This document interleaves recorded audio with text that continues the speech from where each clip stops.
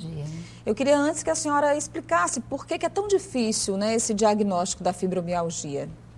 Em primeiro lugar, até você introduziu bem com esse conceito, né, que a gente não define como uma doença, mas uma síndrome, porque a gente não tem uma causa, uma etiologia conhecida, e a fisiopatogenia, que é como ela acontece, ainda não está bem definida. E é síndrome também porque envolve não só a dor crônica do aparelho músculo-esquelético, dor osteomuscular crônica, mas também alguns sintomas que são frequentes, como a fadiga, que pode ser de moderada a extrema, distúrbios do humor, que estão geralmente associados, e distúrbios do sono. Fora algumas outras síndromes que também podem vir associadas. Por isso o fator psicológico antes era levado em consideração. E ele é levado.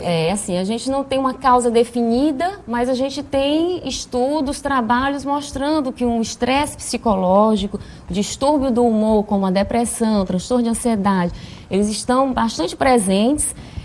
Ainda não se definiu exatamente um gene que defina, que se associe a essas situações. A principal manifestação, doutora, é a dor no corpo, uma dor generalizada? Dor geralmente muscular, né? Não é uma dor articular e não é uma doença inflamatória, é uma síndrome não inflamatória, porque não existem evidências de inflamação, né? Então, o paciente refere geralmente dor difusa. A gente compara até com a dor do processo viral, aquela mialgia, né?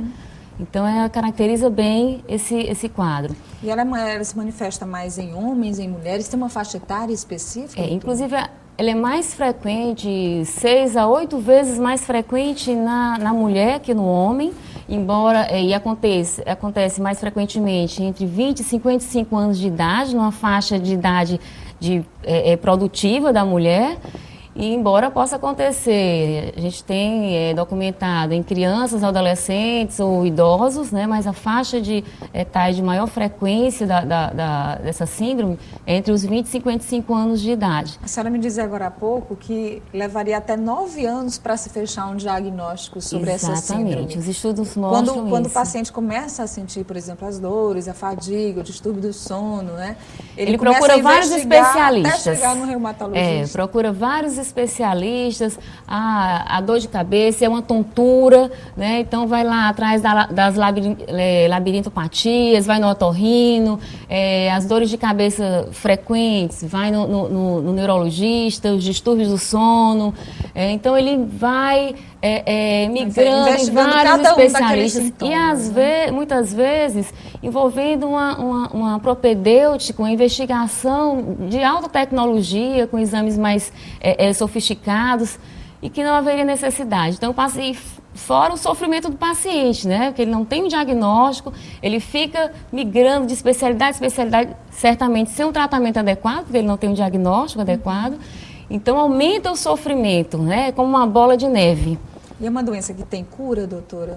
Eu falei agora há pouco que é uma doença crônica, né? Então, a pessoa tem que aprender a conviver com ela. Isso, eu até gosto de chamar a atenção no consultório, o paciente chega angustiado e eu digo que ele tem que saber lidar com a doença, não é viver doente e com dor, mas ele vai aprender a lidar, a conhecer o momento em que está em crise, que medicamentos, que medidas deve adotar. Ele vai estar entendendo e colaborando mais do que nunca com o tratamento. É uma doença que tem desdobramentos, por exemplo, ela pode gerar novos problemas para o paciente, ela pode ocorrer algum risco para a vida do paciente, o avanço dos sintomas? Esse é um ponto importante, né, que eu quero deixar assim, bem claro, porque é uma grande angústia das pacientes.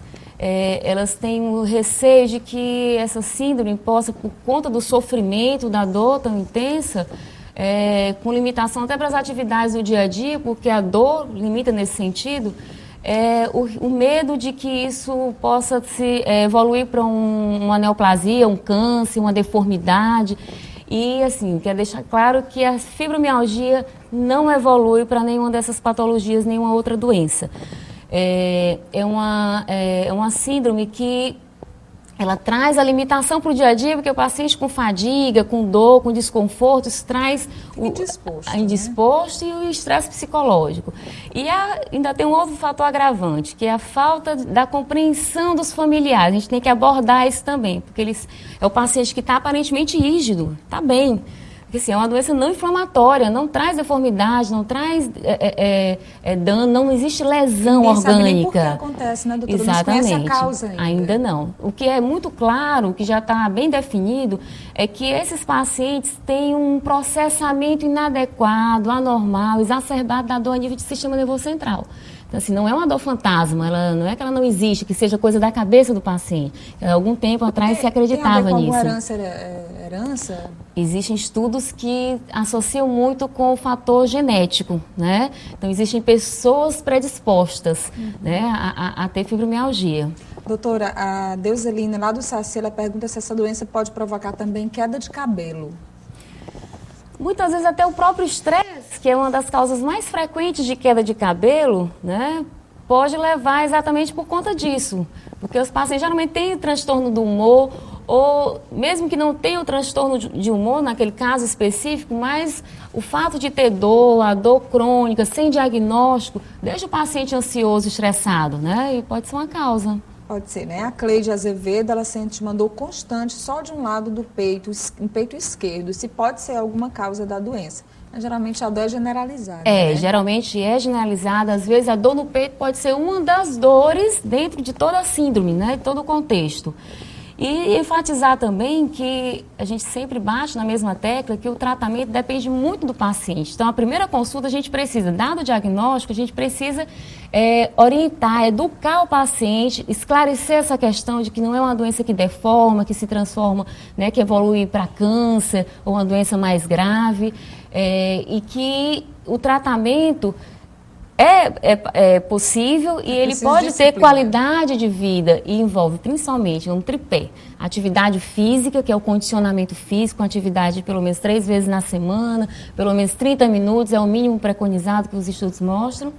E medicamento e muitas vezes o apoio psicológico. Ok, eu queria agradecer aqui a doutora Ângela Maria Paiva, que é médica reumatologista. Hoje nós falamos sobre fibromialgia e esperamos ter tirado aí muitas das suas dúvidas sobre esse assunto. Doutora Ângela, muito obrigada pela presença. Obrigada pelo convite. Bom dia e um bom feriado.